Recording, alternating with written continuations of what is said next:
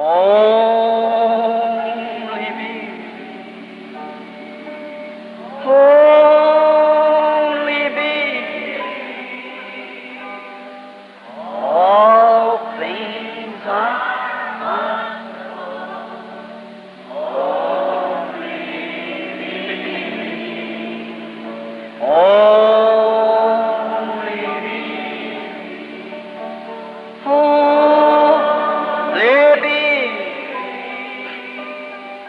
All things are only.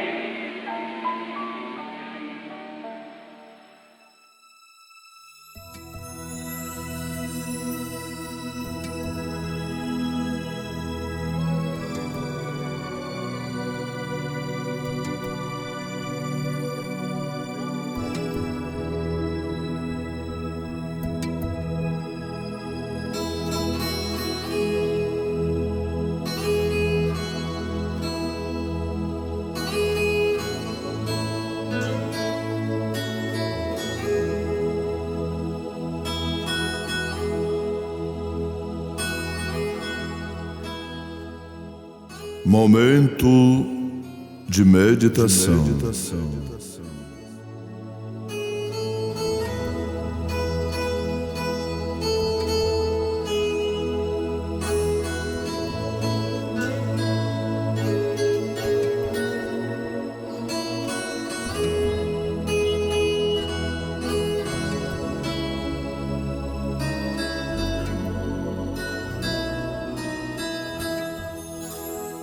Aconselho-te que de mim compres ouro provado no fogo, para que te enriqueças, e vestidos brancos para que te vistas, e não apareça vergonha da tua nudez, e que unja os teus olhos com colírio, para que vejas.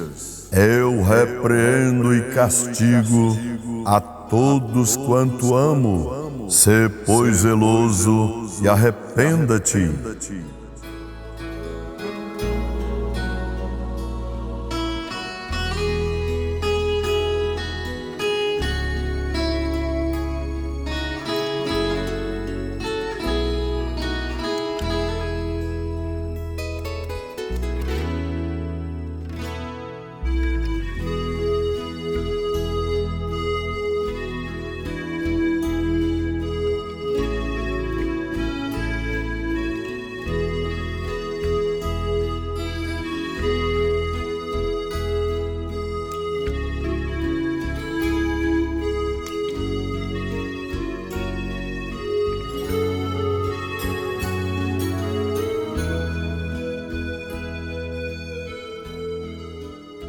O conselho final das eras.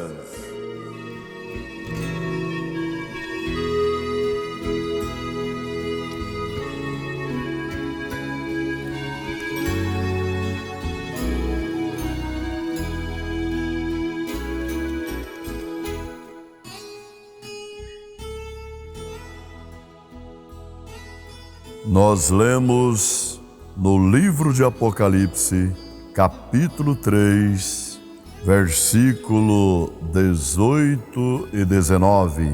O profeta de Deus para esta era, o irmão William Marlow Branham, na mensagem à era da igreja de Laodiceia, na página 315 a seguir, o profeta diz: o conselho de Deus é conciso, é objetivo. Ele direciona esta igreja do último dia a uma só esperança.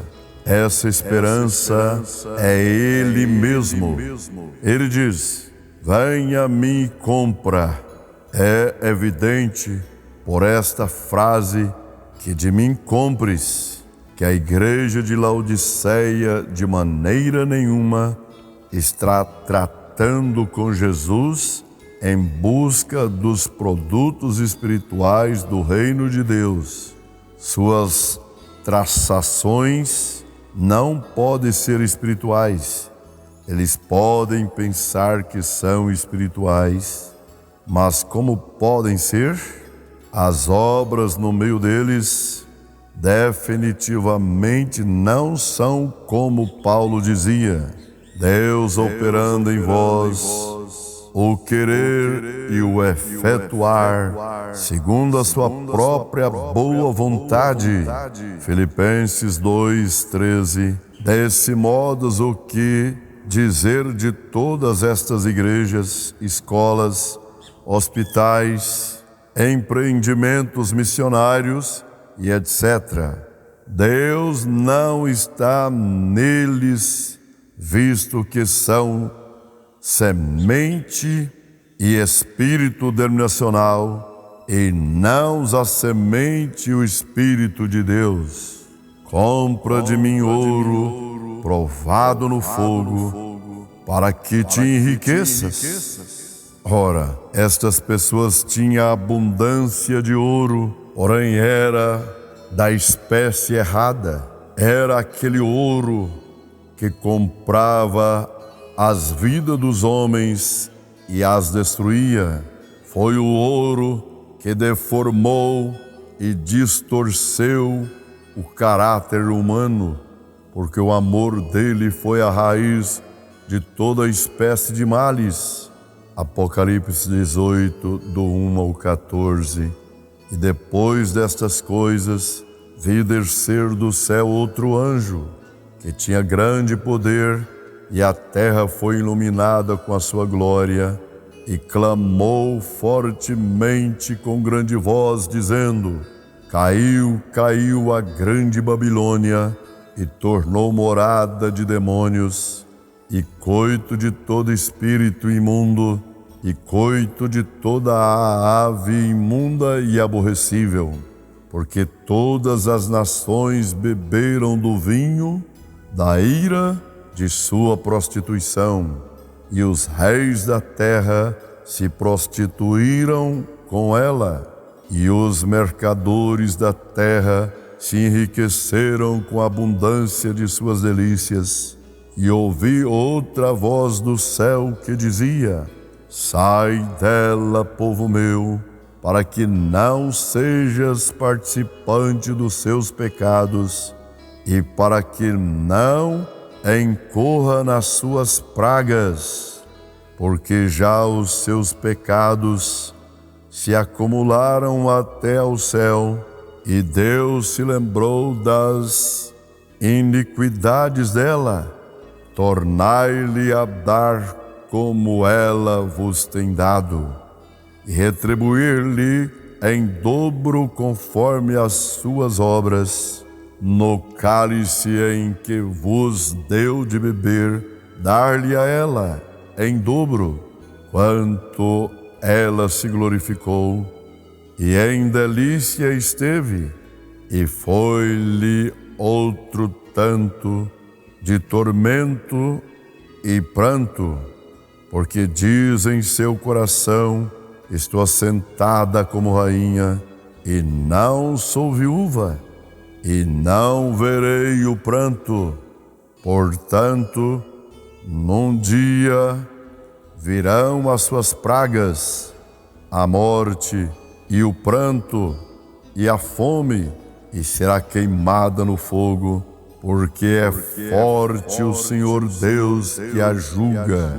E os reis da terra que se prostituíram com ela e viveram em delícias, a chorarão, e sobre ela prantearão, quando virem o fumo do seu incêndio, estando de longe pelo temor do seu tormento, dizendo: Ai, ai daquela grande Babilônia, aquela forte cidade, pois numa hora veio o seu juízo, e sobre ela choram e lamentam os mercadores da terra, porque ninguém mais compra as suas mercadorias, mercadorias de ouro e de prata e de pedras preciosas e de pérolas e de linho fino e de púrpura e de seda e de escarlata e toda madeira odorífera, e todo vaso de marfim,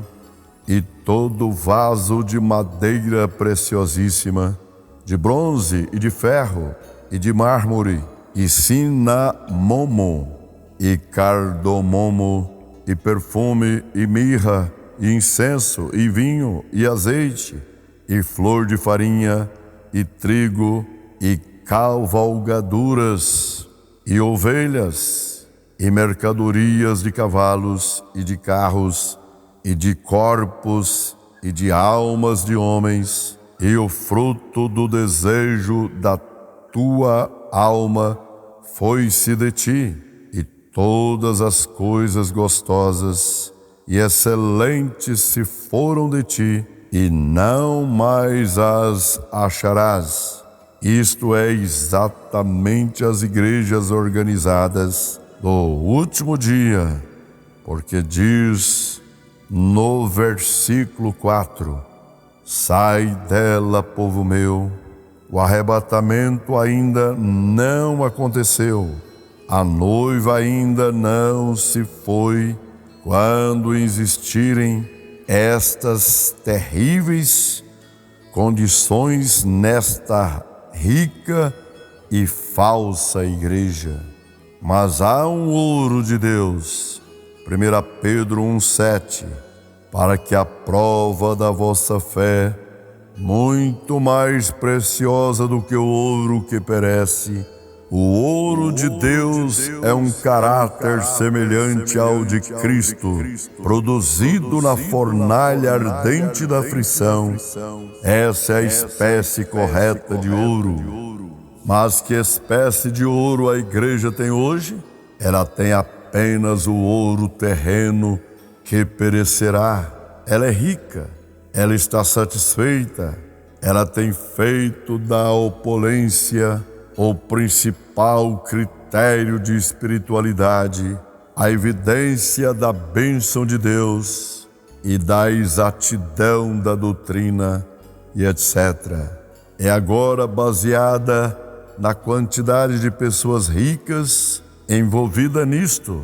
É melhor que venhas antes que seja tarde demais, diz o Senhor, e de mim compres ouro provado no fogo, e então serás verdadeiramente rico. Estamos compreendendo isto?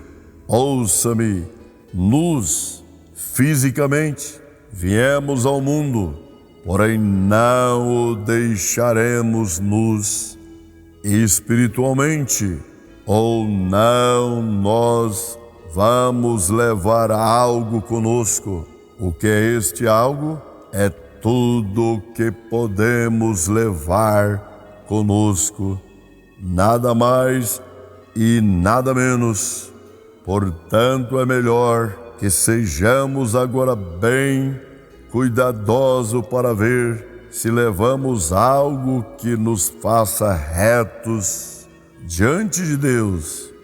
Assim, então, o que levaremos conosco? Levaremos nosso caráter, irmão. É isso que levaremos conosco.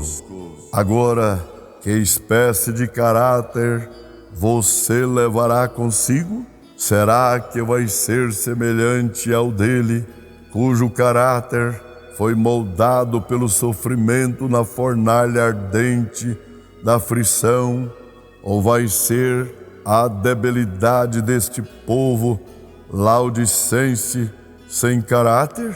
Depende de cada um de nós, porque naquele dia cada qual levará a sua própria carga. Agora, eu disse que a cidade de Laodiceia era uma cidade próspera. Ela continha moedas de ouro com inscrições em ambos os lados. Moedas de ouro caracterizavam uma era. Existia um comércio florescente por causa disto. Hoje, a moeda de ouro de duas faces está conosco. Nós pagamos para sair e pagamos para entrar. Na igreja, tentamos realizar o mesmo. Nós pagamos para sair do pecado e pagamos para entrar no céu, ou assim dizemos. Porém, Deus não diz isso.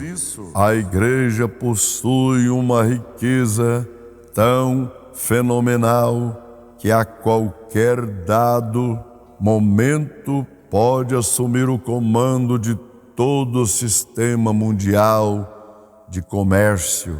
E realmente, um líder no Concílio Mundial de Igrejas profetizou abertamente que a igreja, num futuro possível, poderia e faria exatamente isso.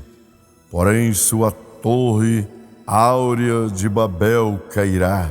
Somente o ouro provado no fogo permanecerá. E é isso que a igreja tem feito constantemente no decorrer das eras. Ela tem deixado a palavra de Deus e tomado seus próprios credos e dogmas. Ela tem se organizado e se ajuntado ao mundo. Por isso ela está nua e Deus está julgando sua obscenidade. A única maneira dela poder sair desta situação medonha é obedecendo ao Senhor para voltar à sua palavra. Apocalipse 18:4. Sai dela, povo meu. Segundo aos Coríntios 6:14-18. Não vos prendais a um jugo desigual com os infiéis. Porque que sociedade tem a justiça com a injustiça?